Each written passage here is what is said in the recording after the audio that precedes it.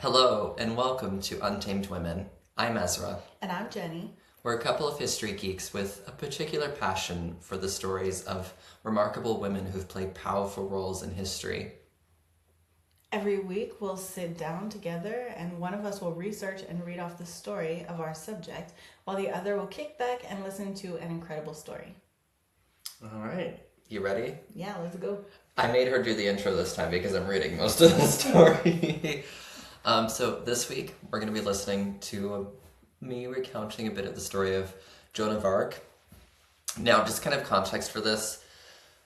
I listened to many podcasts, read many books. We could have spent several hours talking about this. So if anything has been omitted, it's not that it wasn't of the utmost importance. It was just kind of lower down in the scheme of things. It was a smaller piece. And also, I tried to simplify things in the story because everybody has an idea of Joan of Arc, but recounting that story in a way that's digestible is really difficult. So bear with me, dear listeners. Please be gentle. This was quite a beast. But anyways, enough of that. Tell me.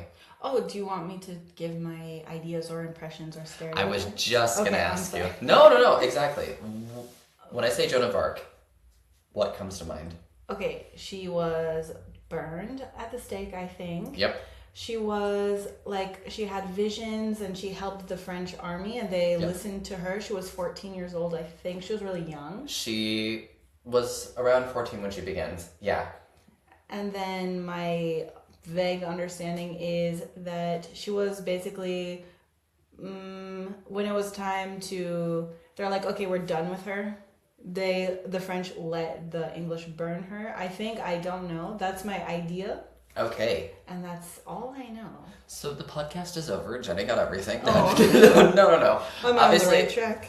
Obviously, it's so much more nuanced, but yeah, it's you got a lot of it pretty much on that in terms of the overbroad story. But there are some kind of minute details that I think are lost on us today.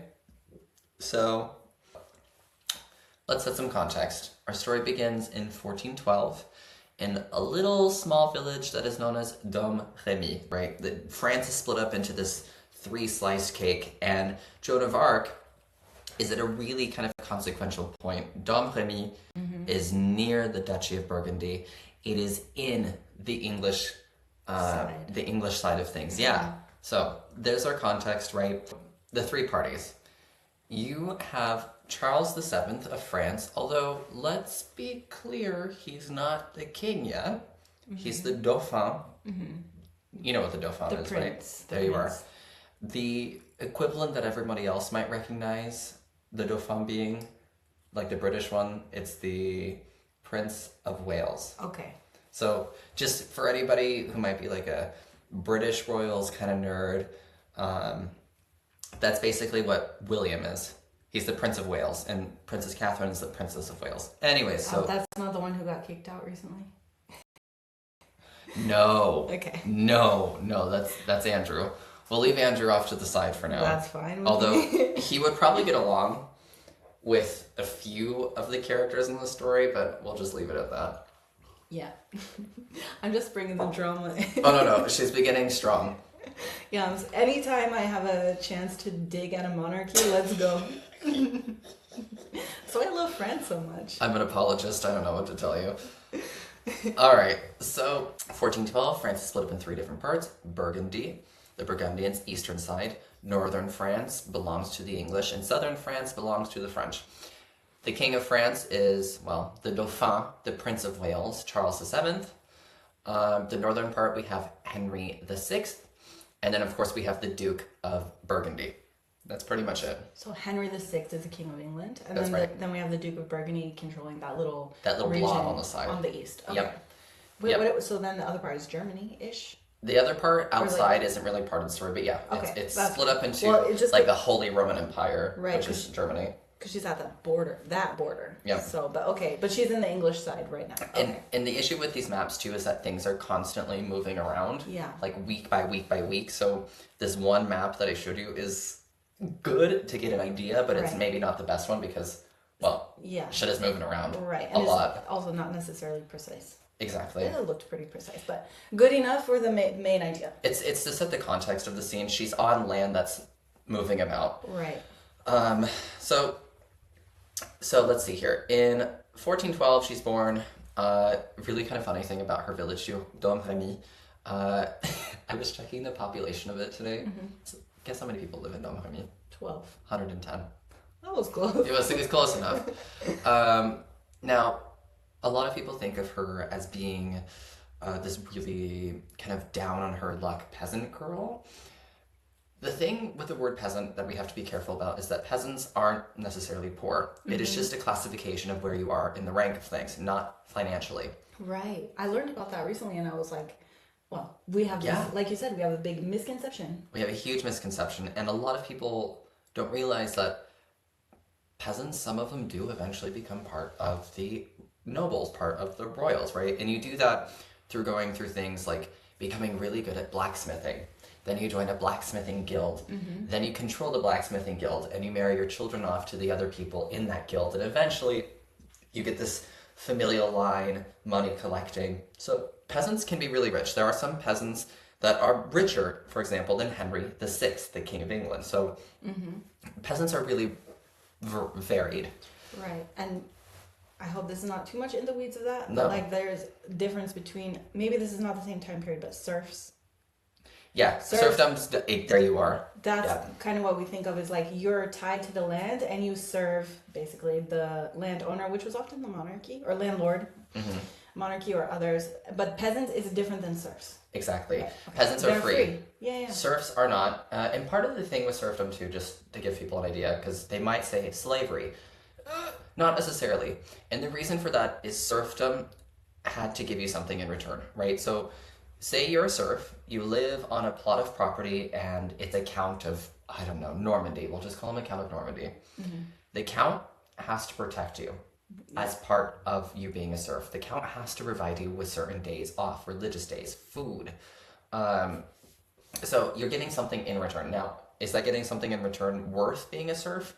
That's where the question lies. But ultimately, it's not bondage in the same way that they don't own you. Exactly. In the same way that it's not slavery. But as part of that, when the Count of Normandy goes to battle with the Duke of Brittany, guess what? You have to go fight because you are working for him. So serfdom is messy. Yeah. I wouldn't want to be a serf. Hell no. I want to be the Duke of Burgundy. Thank you very much. I'm just kidding. Totally kidding. No, I'm not. But yeah. But anyways, all right, so France is really messy. You've got those three parts moving around. You've got Joan, who's born into a peasant family. Obviously, again, it doesn't necessarily mean she's poor. It just means that she's not on a noble level. That's it. Mm-hmm. Now, also really funny, just the more I read about her, the more I kind of related the fact that I grew up really similarly to her. There were things you had to do on the farm. There were chores, you helped the family. There was a bit of faith in there as well. So, religion. That being said, it was nowhere near as orthodox as Joan's was. Joan's mother really instilled in her praying, going to church. And this starts pretty much when she's about 10, 12. We'll get to that in a minute. She starts working on the farm? Or always working? You would have always worked. Right. From the age you can walk on a farm, you help out. You're picking up things. We get on horses the moment we can kind of control our balance a bit. Right. Like, that's what I wanted to say about the serfdom. Yeah. Is that the families would inherit the serfdom. They would inherit the in serfs. A way. You were property to a degree. Yeah. Well, yeah, but like if you lived in a house and your children were going to live in the same house, like you're not going to be kicked out. Not like today. Just saying. Yep. Yeah. The landlords back then wouldn't kick you out. Your kids have a right to live there, and their kids have a right to live there. And you can move between houses as well, compared to like slaves, which you don't get to choose where to move. Like Joan could have been married to another peasant family in another village. Okay, now I'm confusing serfs and peasants, but anyway. See, it's easy to do it. Yeah. So if she was a serf, which she wasn't, she was a peasant. But anyways, that's it. Yeah, that's pretty much it. No, you're right on the nose. You would be forced to, the obligations were met that you would be housed, you wouldn't be kicked out, but on the offhand too, you couldn't just leave either. So it's a weird kind of in-between spot. Well, you can be married off. Like You can marry who you want, theoretically. Yeah, no, but the girls have to go and marry other people. Usually your father would do that, well, and yeah. he would probably try to keep it in the village sure. if he could, if he was a serf. Well, that's, of course, you want your family close, but still. Anyways. Yeah. The point is, tangent, but I think it's a really interesting thing to talk about, the difference between serfs and peasants. 100%. Maybe that should be a podcast. Serfdom podcast. A day in the life of a peasant, a day in the life of a serf, a day in the life of our great ancestors, the nobles. No, yeah, all of mine, definitely, not farmers in Quebec. Yes. So she grows up in that very agricultural environment. She's doing chores, as I said.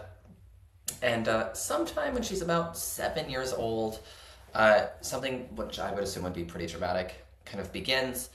War had affected her area, and a bunch of Englishmen had attacked and stolen a bunch of their cattle. So it's obvious for me that would build some resentment, some sentiment of like, screw the English, right? These motherfuckers. Right, and she's 7, and people are saying that around her. So the seeds are sown there. And then, of course, when she's about 13, she would later testify that she starts to have visions. She starts to have messages she receives. And these messages come when the church bells in Domremy start going off. It is like a calling, like an activation, a switch. Somebody hits that switch, and she's receiving the messages. Now, these messages, kind of interesting. They're usually in the form of vision, so she's physically seeing somebody, is what we can deduce. And she's seeing, specifically, a guy called Saint Michel, Saint Michael. Right, okay. Appearing before her. Now, Saint Michael's got a few different representations in the Catholic Church. He's the patron saint of death. Oh, really? I Rough. didn't know that. Yep. Death, military, just to kind of give you an idea. Now, these other angels showed up as well, which she initially doesn't say who they are, or if they're anybody specific, and then she starts to weep when they leave because they didn't take her with them. Oh. You and I would interpret this is nuts, right? Yeah. But they, we'll just continue on. So she's 13 years old, bells are ringing, she receives messages, and there's a lot of tension in the air. The English are there, France is suffering. Yeah. Wait, let's go back to the visions really quick. Yeah.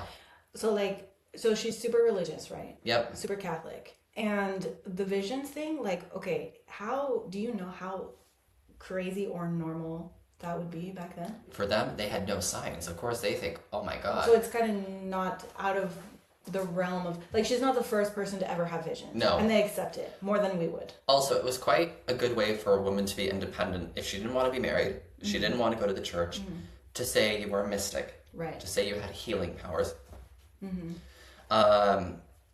They would go around healing people, healing nobles, making tinctures, making medicines, right? It was a way for women to be independent. So Joan's saying, oh, I saw somebody. Well, it sounds like she's just sowing the seeds for her being an independent girl, but she's going to do this a little different, as you and I know. Okay. Now, just to finish off, she does see, I did write down here, she does see a couple of other people. She sees St. Margaret and St. Catherine. Now, no, Joan has siblings. All right, she has a few siblings. She has a sister and 2 brothers. Her sister Margaret, her sister Catherine, who had died when she was young. Okay.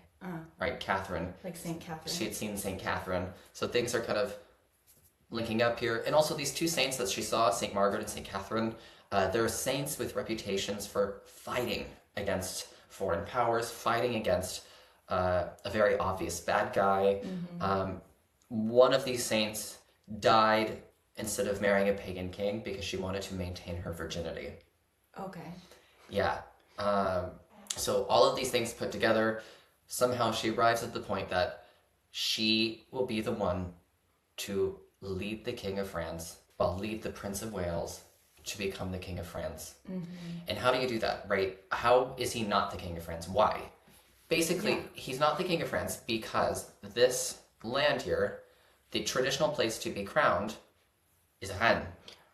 R-E-I-M-S, Reims. Now, he's down here around Orléans, and in fact, Paris is controlled by the English. Right. So basically, Joan thinks, I'm going to lead the King of France to Reims, de Rennes, which gets rid of the English influence, breaks them up, and France is restored, and the suffering under the English ends. That's where all these visions are sort of coming from, telling her to start doing these things. Yeah. Anyways, So there's no king, only a prince. everybody, he's a king. You know, you could, if you were really, really loyal, you could call him Charles VII, but because he hadn't had a coronation at the Cathedral of Rennes, he's not considered a king. He hasn't had the holy oil put on his wrist, on his chest, on his head, on his neck. That's just so silly to me. It's transforming you from a normal person into a living god, basically. Right. And you're using this 1,000-year-old oil. In fact, the oil at this Cathedral of Rennes was the oil, supposedly, that was brought down by a dove in the cathedral. Oh, of course. To anoint Clovis, the first king of the French. Oh. Yeah.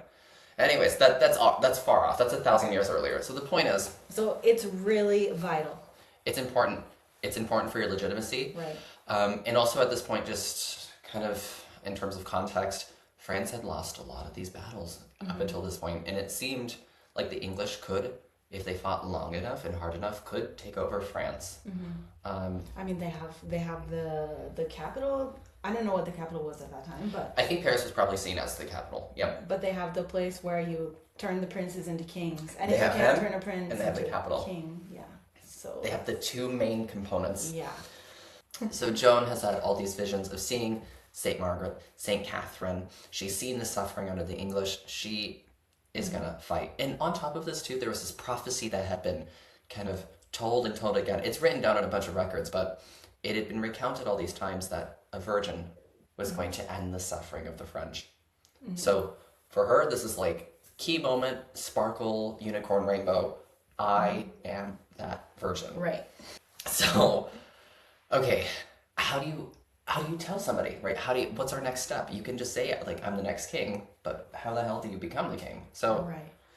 in her case, in May of 1428, she is going to go to the garrison commander, basically a military base, right? Medieval though, so it's a garrison. She's going to go to the garrison commander of a nearby town with the help of her uncle. So her uncle's going to ride her in the wagon over there. And I feel so bad for this guy. We love our family, right? This girl saying, I've seen visions, I've seen visions, Yeah. he must have thought this girl was nuts, but he must have loved her enough to have her in the wagon with him as they rode across to this next village. And it would have taken hours travel. I mentioned Hours or days? well, this village thankfully wasn't too far. Oh, okay. So you could probably get there in 1 day's time, but still. Yeah. Bumpy. Bumpy, Dangerous. bandits. You're Yeah. right on it. Yeah. Totally on it. So she gets to this nearby town to see the commander, and, well, he doesn't see her. He refuses to see her. He thinks this is ludicrous. He tells his other guards, I don't want to see this girl. Right. And no wonder. She's a teenager. Yeah. She's seeing angels. Oh, right. The seventh one this week. I don't know. Yeah. And it was really common. That's what I was wondering. Like, what gives her legitimacy? Where does she get? Exactly. And that's what she's trying to prove. So fine. She's going to return home with her tail between her legs and kind of chill out for a bit. That was in May. But then in July, her village was attacked and ransacked once again. So her family is forced to flee for a bit. She then, in January of 1429, goes to the military office again, right? We're going to try to see the commander. Do you think it works? Of course not. Nope. Why would it? Doesn't work. So it was denied. However, at this time, she got the attention of a couple of soldiers. Their names are written down. And they kind of believe her. They think, okay, well, maybe she is powerful. Maybe she's magical. So they then take her to see the Duke of Lorraine. Duke Lorraine. Now, this is not the Duke of Burgundy. Please don't worry. This is another guy on the side of France. So he's a French ally, not a major character, but it is kind of a higher up profile person. I mean, a duke is pretty high. A duke is very high, yes, but in terms of like the big players in this map, France, Burgundy, England, meh, you know, he's on the side of the French. Regardless, Exactly. he listens to her. Precisely. So the soldiers take Joan to see the Duke of Lorraine because he'd been sick for some time. He's also pretty old too, hoping that she could be a magic worker, a sorceress, something. And instead of helping him, she just berates him for having a mistress. in living with his mistress. Oh my god. Right? She gives him shit. Because she is very religious. She's very religious, extremely devout. And that was instilled in her by her mother. So the Duke, of course, is not impressed, but also he finds it kind of interesting. So apparently he supplies her with a horse from this point. Nobody knows exactly how she learns to ride a horse. There's no evidence that she had ever ridden one until this point. So when she's a teenager, she gets on a horse for the first time. Okay. Pretty interesting. Saddles would have been different. I ride horses, okay? So, like, I'm still not the most confident when I ride a horse Okay. as an adult. I can't imagine this girl with Yeah. a couple of reins and maybe some makeshift, like, something on the horse, Yeah. how she's able to control it. Right. Like, there's a learning curve. There's a huge, but she somehow manages Okay. to ride this horse. And from this point on, she kind of has garnered a bit of a reputation. Oh, a reputation. Okay. Yeah, so she gets a reputation, and it's from this point that the commander is willing to see her, Okay. right? Because he wasn't willing to see her before, this Right. girl's a nut job, but now that she's seen a duke, and the duke gave her a horse, well, all right, I guess I'll see you. And you know what? After she saw him, he was convinced. He was convinced by her. He thought, you know what? She should meet the king. So the Dauphin. Right. So, with the military commander, they ride off to go meet the Dauphin in February of 1429. Now, as things are starting to become a bit more serious, the commander gave her about 6 soldiers on foot to kind of protect her as they rode through. And of course, when they're riding through these different valleys and these different areas, there are bandits on the road. You know, Right. that's how some of these people make their living. They steal, they rob. But also, she's a woman, right? Or a young girl. She's a teen, and she's very obviously a girl, Right. An easy target. an easy target. So how do you protect yourself? You look like one of the bros, Ah, yeah. right? That's where she crops her hair and she puts on men's clothing. Genius. Yeah, well, nobody will want to sleep with you if you look like a fugly little boy. If you're a pretty Right. girl, Oh, sure. yeah. That's really smart. It was a protection thing, but it would be from this point that she pretty much never again puts on women's clothing. Oh. So See, I didn't know all of those details. yeah, so she puts on clothing when she's around the other guards. I think probably because she just wants to protect herself more than anything else. Yeah, yeah. So It's logical. 100%. In March 1429, at Chinon, which is basically about a 3 hours modern day drive to Paris, we're recording in Paris. So that's where we base everything off of that we're listening to. But anyways, in March 1429 at Chinon is where she meets the Dauphin for the first time. She was 17, he was about 26. Okay. And in this meeting, she convinces the Dauphin that she had come to lead an army to the northern city of Rennes to take it back from the English, and she would be there at his side when he was crowned King of the French. Now, this meeting left quite an impression on Charles, and it was a secret for a long time how she convinced him. Right? How does this peasant girl, peasant obviously with notes around that, but how does this peasant girl convince a duke, convince a military commander, then convince a king that she's the real deal and she's going to lead his army Right. into the enemy territory, like deep into it? Well, we're going to have to save that for another time. But for now, What? I know. I mean, it's going to be a big secret. But anyways, Oh, okay. So you're still gonna tell me today? yes. Oh, thank God. Yes. I will tell you at the end of it. I'm like, I'm on the edge of my seat. What? You're like, God dang it. Well, okay. I see you have an order here. I try. So, after the Dauphin Charles was reassured of her legitimacy, he commissions plate armor for her. She was allowed to design her own banner. You know what a banner is. Yeah, like a flag. Yep. It's white, which is a royal color. It has the fleur-de-lis, which is a royal lily flower on it. And pretty interestingly, she takes a sword from the Church of St. Catherine, of course, Saint Catherine de Fierbois, of Proudwood. I know there's a better translation for that, but I just laughed. I mean, that's how I would translate it. Well, she gets this sword from underneath the altar. It's rusty, and supposedly as she lifts it up, the rust falls off of it, and it's like Arthurian sort of Right. moment. It's That's- fresh. She's ready to fight. Also, bear in mind, context, she would have grown up with lots of stories of Arthur, right? This guy going around saving Genevieve, or Guinevere, excuse me. Anyways, So, sword in hand, hair cropped, horse. She's got the suit of armor. I love her. She's ready to fight. I'm obsessed. Now, with all of this in mind, she doesn't actually kill anyone. I was expecting her to have. Although it seems that if it came to it, she probably would have. Yeah, it sounds like she would be ready to defend herself. 100%. Yeah. So, there are a few battles that go on. I'm going to list off a couple of the really big ones that play a part in her story. Okay. So, the first one, the big one, is called the Siege of Orleans. This is going to be between April and May of 1429. Orleans was under, of course, English occupation, English attack. And as I mentioned before, Orleans, or I may not have mentioned it, Orleans was really seen as the gateway to the rest of the south. Right. It's kind of at the border, right? Yep. Yeah. So if it's lost, it just spills the way for the English soldiers to come in. Exactly. And also, as well, the French army had been exhausted even trying to maintain their land of France. But Joan arrives in April 1429. She refused to accept these passive sort of tactics of the French commanders at that point, right? The ones that Charles had hired. They're all very, no, we'll go out from the side. Instead we'll look down. And she says, hell no. Mm-hmm. She probably didn't say hell no. She probably says, Je pense pas. Non, je pense pas. C'est pas possible. C'est pas possible. C'est pas possible. So she's a Parisian in 2025. So these military commanders listened to her, and she insisted on directly assaulting the English fortifications. So herself, she led the troops carrying her banner. You can imagine her sitting on this little girl on her horse with her banner hanging over.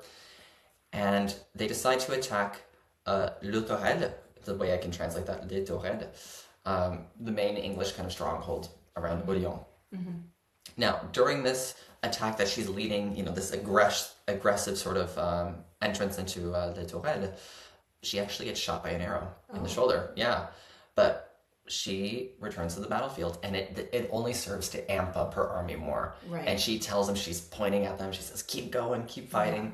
And so they keep fighting. And eventually, on the 8th of May, 1429, the English fall back. Wow. Yeah, this girl with no military experience leads the first major victory in years. Without exaggeration, I have goosebumps. Yeah, I love it. I mean, she's freaking cool. And she also proves that the English are not, and she proves that the English were not unbeatable, right? They were human. Mm-hmm. So it sounds like she upped the morale. It was like, the morale was like, and she inspired them, encouraged them, and like, oh, if that girl, even with her hair cut off, if that girl can get shot by an arrow and she's still going, let's fucking go. Yeah, that's exactly it. And also, she's the prophecy unveiled. Right. She's the stories virgin. That travel, the virgin, gonna relieve the suffering. Yeah. Okay. So she's really cool, and of course she turns into a national symbol. Yeah. Overnight. Yeah. Now, after the success at Orleans, as she continues to have influence to push further north. So, just one more time, I'm going to show you the map here. Mm-hmm. Orleans, our end goal is Rennes. Mm-hmm. So they're going to start pushing further north, further north through the Loire Valley, which is roughly around here. Yeah, okay, between Paris and Orleans. Exactly, so they're going to start pushing through there.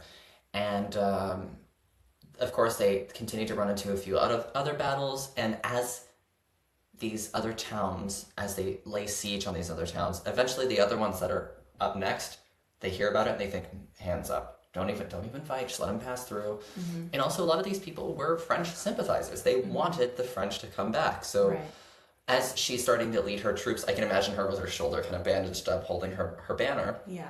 These towns, one by one, just continue to fall. And towns like, this one I have no idea how to say it, Jargeau?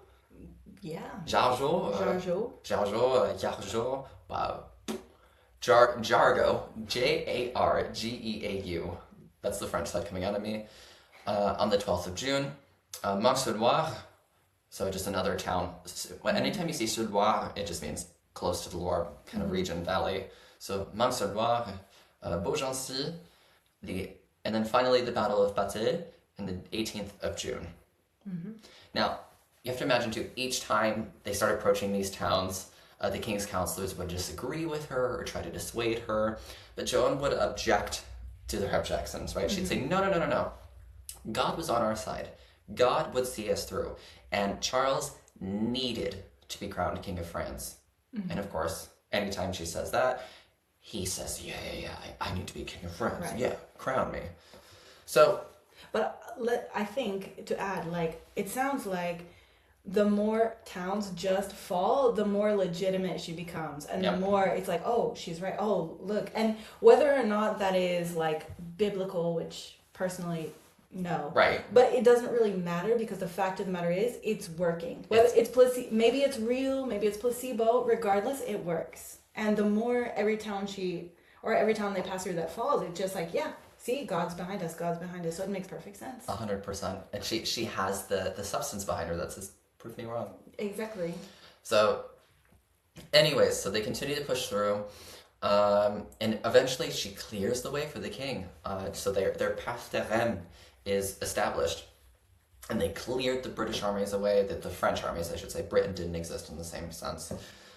Clears away the English, and when they arrive to Rennes, of course, huge surprise, the crown jewels were taken. They took them with them. Like the Louvre. Where did they go? I think Joan of Arc would campaign against that. So they arrive, and very quickly these goldsmiths and these other, blacksmiths have to put together some regalia for him. So some makeshift crown, and everything's ready for the coronation. So, but do they have the oil? They do have the oil, the ampoule, the little so they jar took was the left in crowns, there. but not the oils. Well, they have oil back home. Yeah, but if they really wanted to prevent the king from being crowned, well, anyway. I know. Maybe you should have taken it. We'll send you back, fight with the English. I'd rather not. I enjoy running water a little too much, and rights. As a human, as a woman. So we lost. Never will I go. We lost our 3 subscribers. From the past? They're dead, right? I'm lost. No, I'm kidding. Okay. So, setting the scene. It's a really pretty July day in 1429.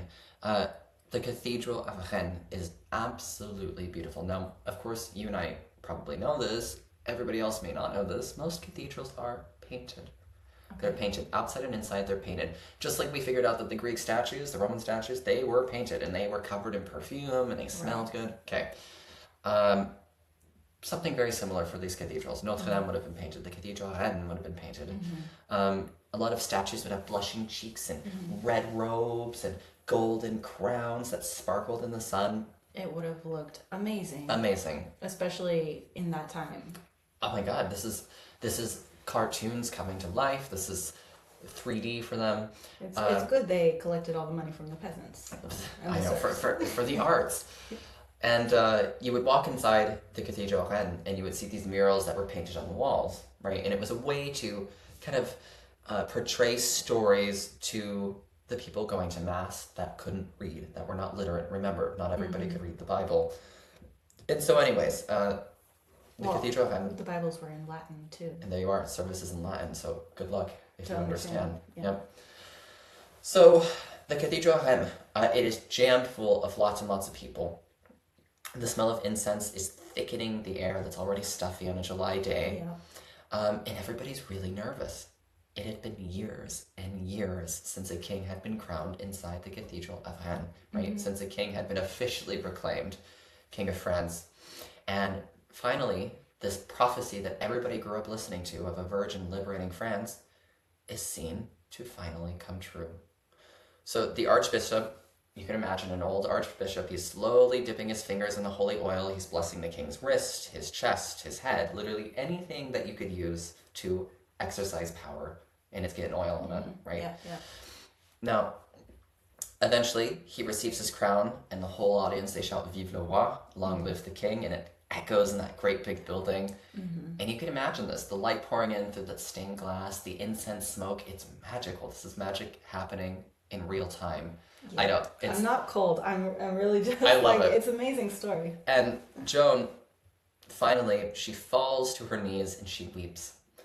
And this isn't her, weeping as like her strength is lost. It's something more of mission complete. Yeah. This is what this random peasant teenage girl had set out to do. She has helped crown the King of France. And really, really cool about this is that we actually have her words written down. There are many, many people that listen to it, and they gave us at least this pretty close sentence. This is the closest one I could come up with. But after she falls to her knees, she looks up at the king. She says, "Gentle king, now is accomplished the pleasure of God, who wished that you should come to Rennes to receive your holy coronation, showing that you are the true king, and that the kingdom of France should be yours." And of course, once again, vive le roi, she's sobbing. It would have been really, really cool. If there's a moment I could have gone back to just for like half an hour. As a fly on the wall. As a fly on the wall, this would be one of them for sure, if not Marie Antoinette, but we'll leave it there. Her gambling. Oh, yeah. Oh, yeah, you go there and I'll go fast forward a little bit. Yeah, please. Bye. No, I'm kidding. That's too brutal even for me. She's like, okay, 94. So anyways, it's from this point, though, that her family becomes ennobled. I should also mention, her family becomes ennobled now, not with the specific title. And this kind of comes to bite her in the butt a little later on. But her family, so it's not d'Arc, of Arc anymore. They can now use de lis, right, of the lily flower. Okay. Again, a noble symbol. Like fleur de lis. But... Exactly. Okay. The family of the lily flower. De lis. Also, as part of her ennobling, her family and the village she lives in are exempt from paying taxes in perpetuity. Oh, great. I see how this is going to play out in, a few hundred years. Ding, ding, ding. French Revolution. It's such a small village, I suppose one person doesn't have to pay taxes, but if Entire village. But yes. Yes. Okay. Now, she's ennobled, but she's not titled, and this is not going to protect her in a way that she might need later on. And really, after this this moment full of glory where she, I've completed my mission, my king, my God. Now what do I do? Now what? This is my whole purpose. And honestly, does she really want to go back to Domremy to be this local girl, marry off somebody else? It's probably not. It's like moving to France and then having to move back to the US. Yeah, now what? Now what? Oh my God. Or sometimes you move to France and you do ask yourself, now what? I did the hard thing. Now what? Or graduating college. Now okay. What? Now, I have to find a job. Yeah. I did all that grueling studying and that's not the end. Now what? No. Now what? So this is her moment. This is her now what moment, right? College is done. Right. She decides that they need to continue fighting to completely get rid of the scourge that is the English. Mm-hmm. Problem is the king is out of money. It is super expensive. And it's not like he can borrow money from the English to fight the English, right? Right. Or the Holy Roman Empire, or Burgundy, right? Burgundy was still, remember Burgundy, that little blob still doesn't really like the French. Mm-hmm. And this is messy too because, well, let's be clear, Burgundy, the dukedom, is technically underneath the King of France, but... Okay. They're they're not ready and willing to help. They will maybe if they have to, but they're not okay, let's get those English. No, they don't even want to help. They want to get rid. If they could, they'd probably get rid of the French, but they're not big enough to get rid of the French. Yeah. That's the problem. I did all that grueling studying and that's not the end. Now what? No. Now what? So this is her moment. This is her now what moment, right? College is done. Right. She decides that they need to continue fighting to completely get rid of the scourge that is the English. Mm-hmm. Problem is the king is out of money.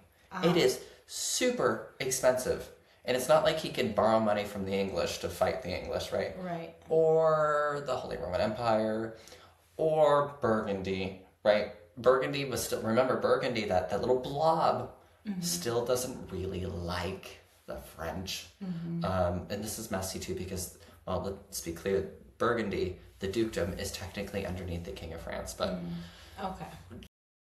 They're not ready and willing to help. They will maybe if they have to, but they're not okay, let's get those English. No, they don't even want to help. They want to get rid. If they could, they'd probably get rid of the French, but they're not big enough to get rid of the French. Yeah. That's the problem. In the map, you can see they're really small. Yep. Smallest one on this map. They're huge in terms of if you and I were to try to just show up and walk Burgundy, it's massive, but it's not compared to the English and the French. It's really small. Yeah, they're really kind of on the third tier of everything. So they're a pesky little thing. She decides decides to start doing her own military campaigns. The King of France slowly starts to detach. He's now Charles VII King of France, not the Dauphin anymore. Charles VII starts saying, I don't want to support you, Joan. Not in the same way. She starts becoming less present at the royal court. But she continues to lead battles anyways, for some reason on behalf of the French. And then she gets caught up. She was in Compiègne. I think that's how you pronounce that. Compiègne? Compiègne? Compiègne. Well, she was in Compiègne when she was thrown from her horse. And she's captured. Oh, by the English. No. Oh. Guess who? Burgundy. The Burgundians capture her, right? That's what you get for trying to fight without the sufficient resources. Because the king at this point is kind of like, okay, fine. I have my crown. Right. Your job is done. So. But she continues to fight. She's a noble, so he can't really tell her not to. Right, because at this time, if I understand well, correct me if I'm wrong, but it was the armies, the nobles were making armies, right? 100%, there you go. So, with the serfs. Of course.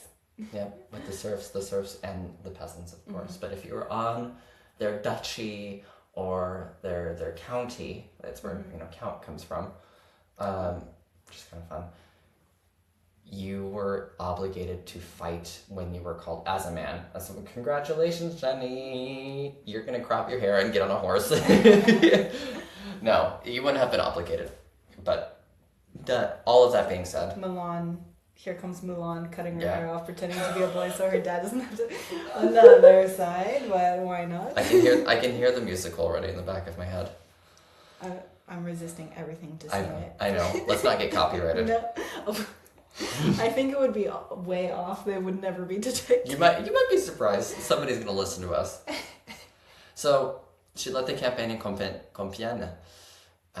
She falls off the horse. The Burgundians take her hostage. Do they hold her for long? No. They sell her. And guess who they sell her to?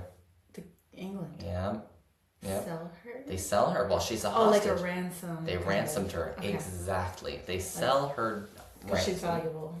She's super valuable. And the Burgundians don't really care as much. They're used to losing people. They're used to losing battles. They're a bit more strategic. So they think, I'm not worried about this girl. Right. But the English hate her. And the English really hate her because they called her the whore. They called her the whore. There's no way that this girl just rises up, hangs out with all these men, and takes those men into battle. So not only is she a sign of this sexual depravity, but she's also a sign of witchcraft. And they truly believe that she's a witch. You have the context for them. How could a woman have risen up like that? Exactly. How is she receiving messages from God? So on the English side of things, the normal person would honestly interpret her as a witch. Now, the King of England, Henry VI, does he think she's a witch? I'm not so sure. But he probably wants to see her go down. The Duke of Burgundy doesn't really care. And do you think the King of France is going to come and save her? No. Definitely not. No, he'd already been kind of like, Joan, I'm really over you. Done. Thank you for giving me what I want, and discard. Exactly. Discarding you. Typical man thing. Just kidding. That was dark. I'm happily with my partner of 2 years. Let's just say more like a typical king, royal, just... noble thing. Yeah. Just love it. I'll keep you while you're useful to me, and the moment you're not useful to me, like we saw with Anne Boleyn, bye-bye. Yep, exactly. Deuces. So she's going to be put on trial for heresy. Do you know what heresy is? Against the Bible? Kind of, yeah. Overall, it's just against the church. Suffice to say, you're like, women should be priests. Heresy. Right, exactly. The Pope is not actually the Pope. Heresy. Yeah. There you go. So it's kind of a catch-all umbrella term. Against the church, yeah. Against the church. I'm like, Anne Boleyn, they could have got around that. They could have. Oh, yeah. But instead, remember, it was faster. With Anne Boleyn, though, the thing is the king had reformed the church as part of being able to remarry her. It was in his favor. Right. So if he really wanted to backpedal and say, actually, you know what? It wouldn't have worked for him. Yeah, you're right. No, because he'd fought so hard to be the head of the church and all of these things. Right. Anyways, I digress. So getting back That to was Joan. my fault. No. It's good. All these different people playing a role kind of in the story. So heresy. Okay. So she's charged with heresy. She's going to sit in front of this massive collection of different ecclesiasticals. I don't want to overwhelm people. When I hear ecclesiastical or theologian, I think, what the hell is this, right? Me too. Okay. These are religious guys. Think high up popes. Not popes, but people underneath them, like cardinals and bishops, or the guy that crowns the King of France, for example, or would crown the King of England. Same sort of thing. So these level of religious guys, they wear robes, they wear big hats, dripping in jewels. Here we are. Collecting money from the persons. Surprisingly, yep, all of it.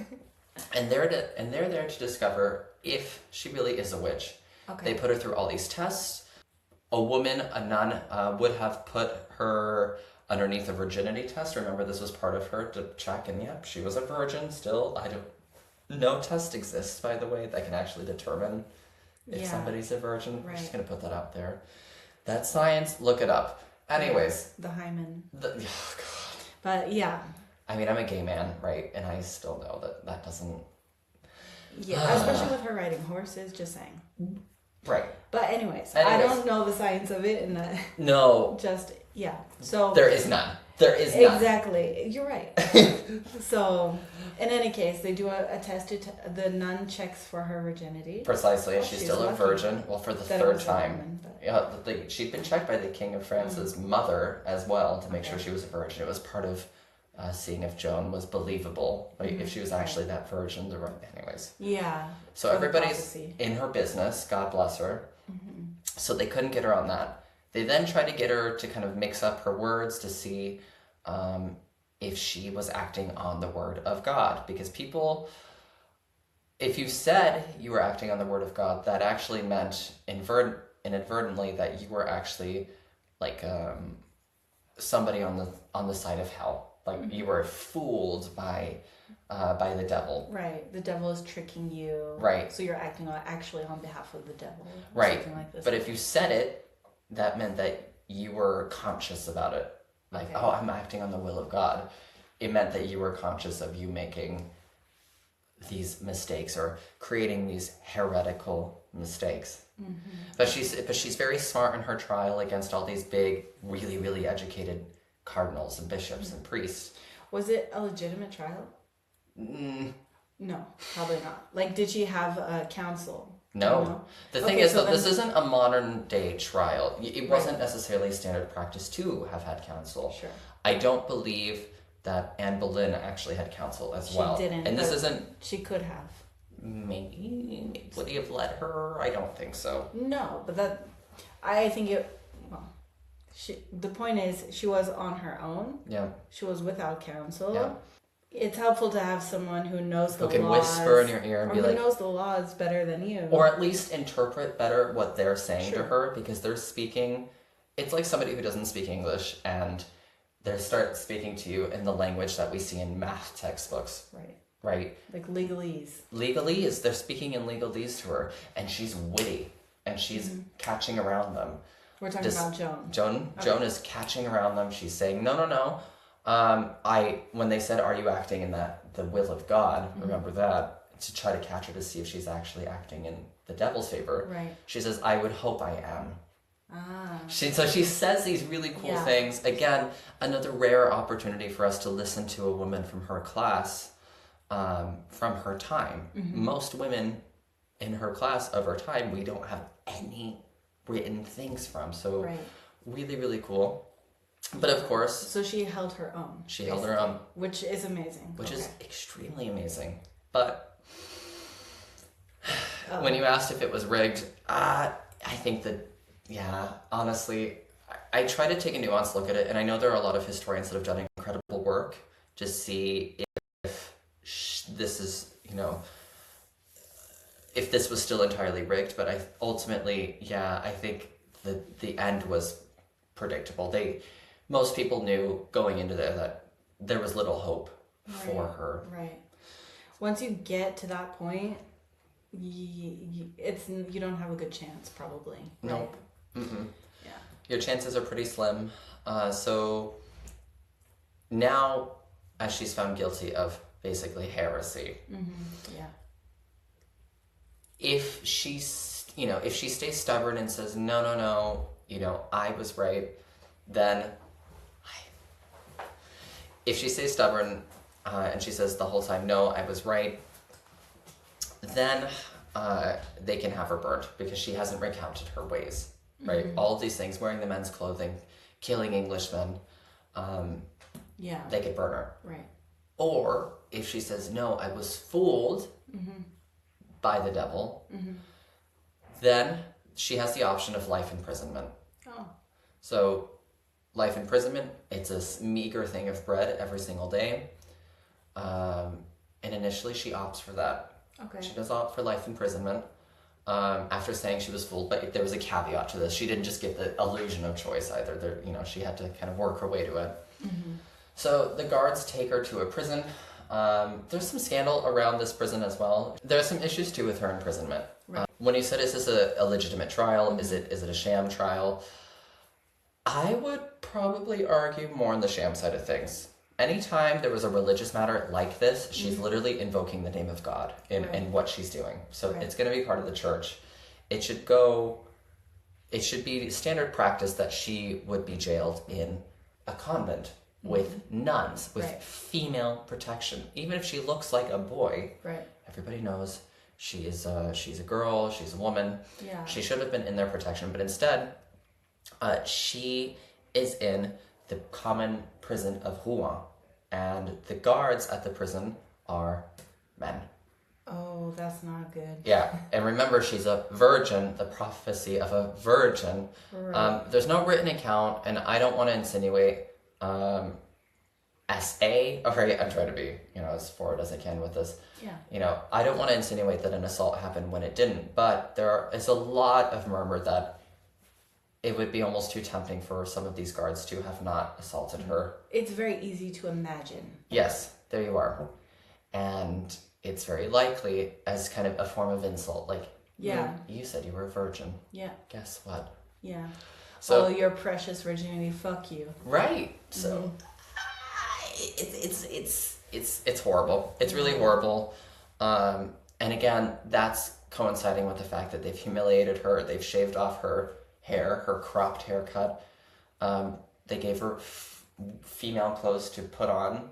So she put on a dress, a tunic, all this other stuff. But then the next day when they go to move her, they show up and she has her Ben's clothes on again. She has her trousers. She has her, her fit. Yeah. And she says, I was wrong. I lied. The angels guided me. God guided me the whole time. Ah. And so she conscientiously in this moment takes the opportunity to say that the ecclesiastical court was wrong. So what does that mean for her? She's done for. They're going to take her to the pyre at the big old burning pole in the center of town. So she was imprisoned in the, let's say, general population with men. Pretty much. Or she was regardless, she was male by herself. Guards. She was by herself, but she had male guards, and of course, prisons aren't like the prisons of today. No. So there are no cameras. Who knows who could have gone in or out? Yeah. Okay. So she was in a prison with male guards, whether she was by herself or not. She had male guards. Okay. And the very next day, she was like, "No, the church was wrong. Yeah, God guided me. Knowing very well the consequences and the stake." Right. There's been some other insinuations as well from a podcast that I listened to. The rest is history. Very, very good. They did a 4-part series on Joan of Arc. So after you finish listening to us as an intro, if you want like a deep political kind of overlook of it, listen to them. Very incredible. But the point is, there are some insinuations that she may have been assaulted that evening. And she says, no, you know what? She puts on her boy's clothes as kind of retaliation and says, I'd rather die for my faith than suffer in this way. So anyways, that's us just kind of looking on, assuming things. Right. We don't really know her thoughts, but it's very easy to imagine or to understand looking at one day in that context. No, kill me. Yeah. Well, and this is the 15th century? I mean, right. it's anyways, so they take her to the town square of Rouen. She is tied on the pyre, so that big wooden pole, basically. They place bunches of twigs and reeds at her feet, and eventually they set the wood ablaze. She prayed as the flames leapt up and started touching her feet. And her last words, these are again words that are recorded, she says, Jesus, Jesus. And that's eventually the end of Joan of Arc. She's burned. Now, her ashes, apparently, again, this story's been passed around time and time again. It's probably a load of nonsense, but apparently the rest of her body burns, but not her heart. Her heart refuses to burn. Okay. What happens to the heart? We don't know.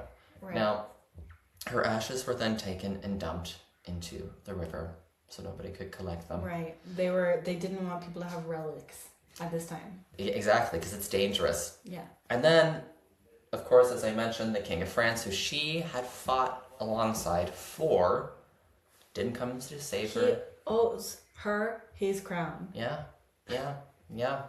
And he didn't even try. There's no record indicating at all that he tried to negotiate or anything. He just left her. But then in the 1450s, there was another ecclesiastical trial, right? Another church trial, and they rehabilitated her. And that's when Charles started speaking on her. Her story, you mean? Yeah. Okay. They rehabilitated her. rehabilitated her story. Yeah, no, they didn't bring her back. Right. No, she's done for. So her ashes Hold on. in the river, what do you mean? Her heart?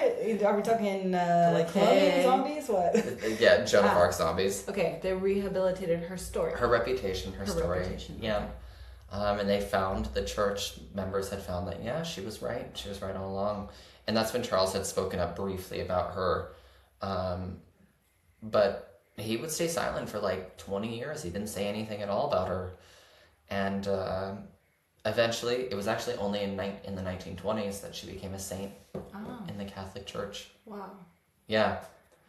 So, a really long time. I think a huge disservice to her, especially considering she fought on faith.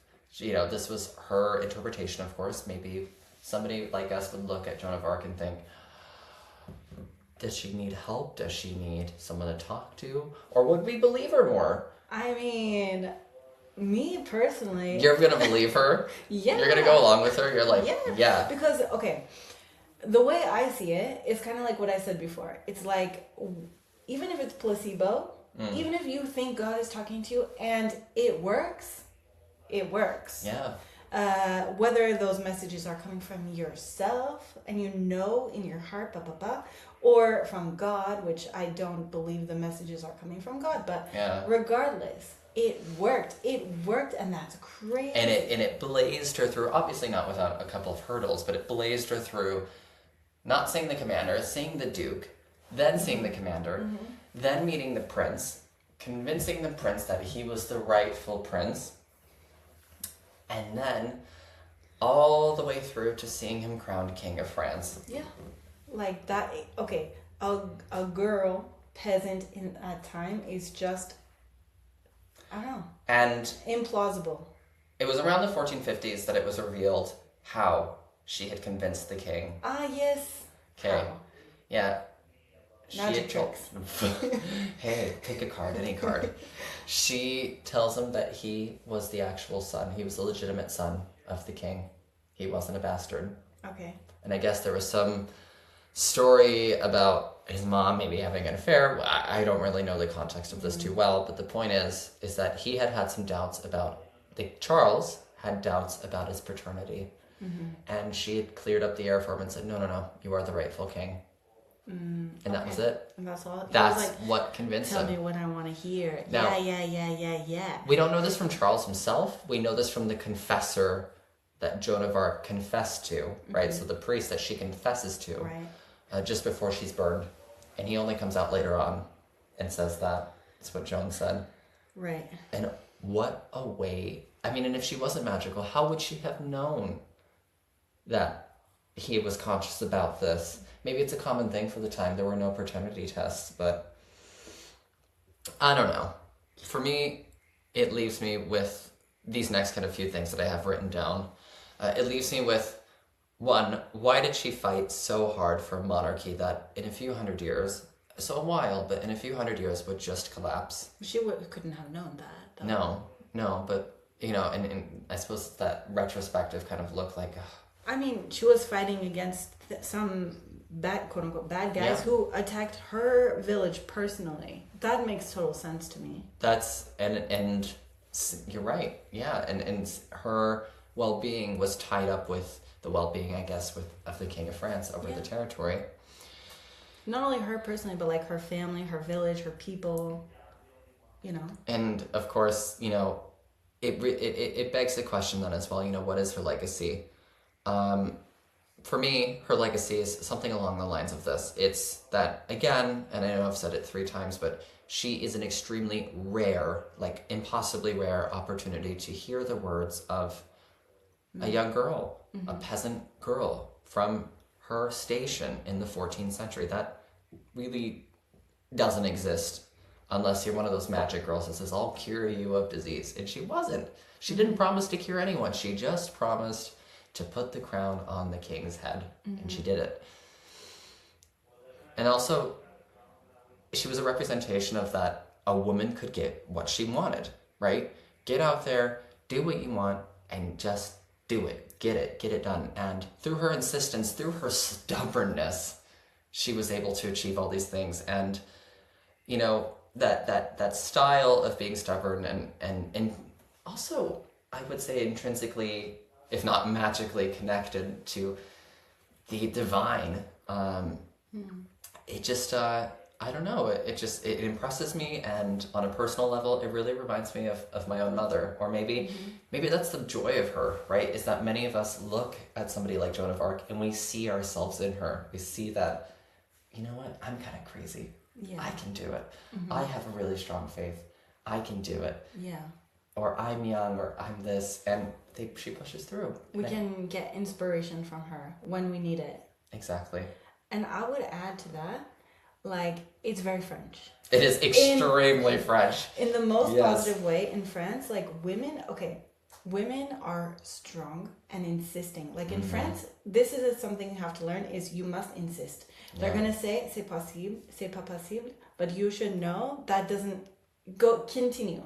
Right?